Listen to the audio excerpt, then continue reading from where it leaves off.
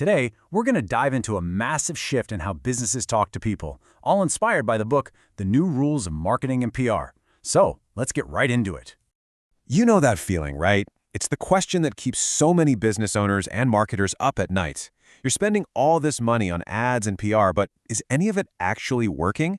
Is it connecting with real people or just vanishing into thin air? Well, here's the hard truth. The old marketing playbook, it's just broken. The strategies that used to be the gold standard are completely failing in today's digital world. Let's look at a perfect example of this. So just imagine this for a second. You're ready to buy a new car. It's a huge purchase. You go straight to the source, right? The car company's own website. And what do you find? You're not getting helpful info. You're not getting cool details. Nope. You're getting blasted with flashy, annoying ads that feel like a bad TV commercial yelling about some limited time offer. All you want to do is learn, but all they want to do is sell. And this right here, this is the whole problem in a nutshell. On one side, you've got the typical corporate website. It's loud, it has zero personality, and it's just a one-way street screaming, "Buy now!" But on the other side, you have online forums where the real conversations were happening.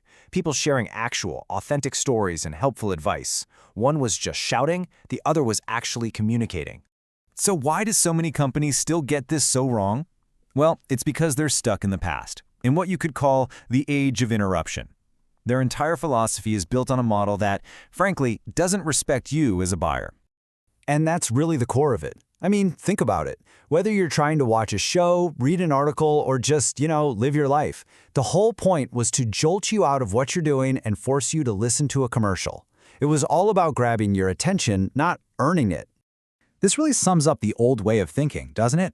Marketing was basically this giant machine designed to just blast out these generic one-size-fits-all messages. It was a monologue, interrupting as many people as possible, and it was only about one thing, the sale.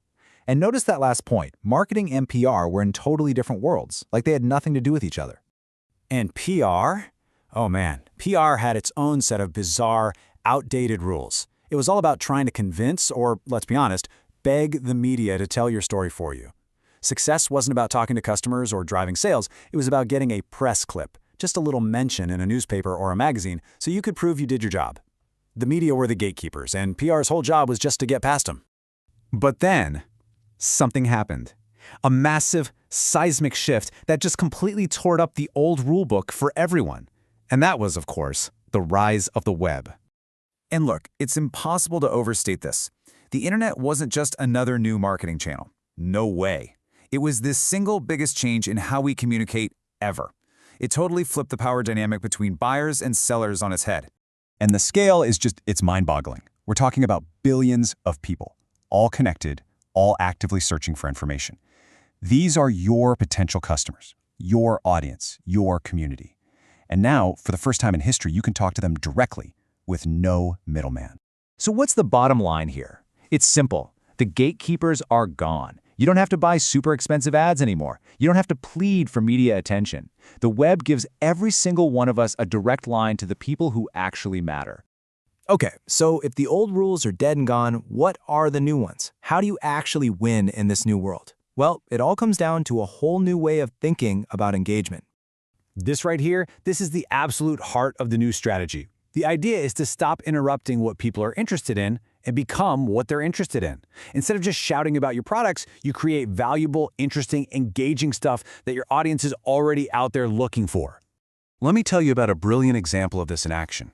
Grain surfboards. They didn't have a giant ad budget.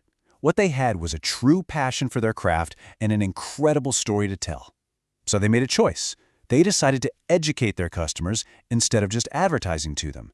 And guess what? It worked. And this is where the journey starts for almost all of us now, right?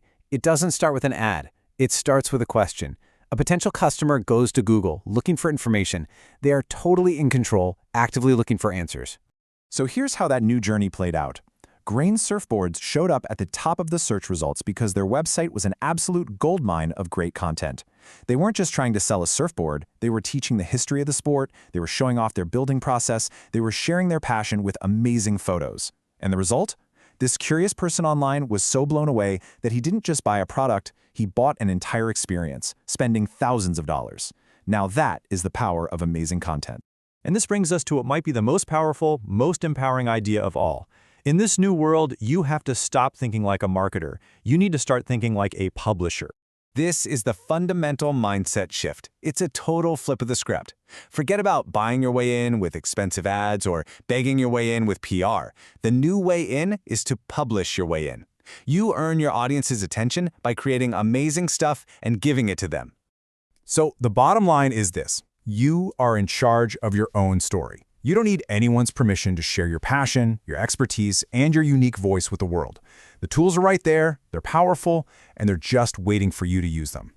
And that's really the question I want to leave you with. Right now, this very second, people are online searching for the exact solutions that you provide. They're looking for answers, for expertise, for a story that connects with them.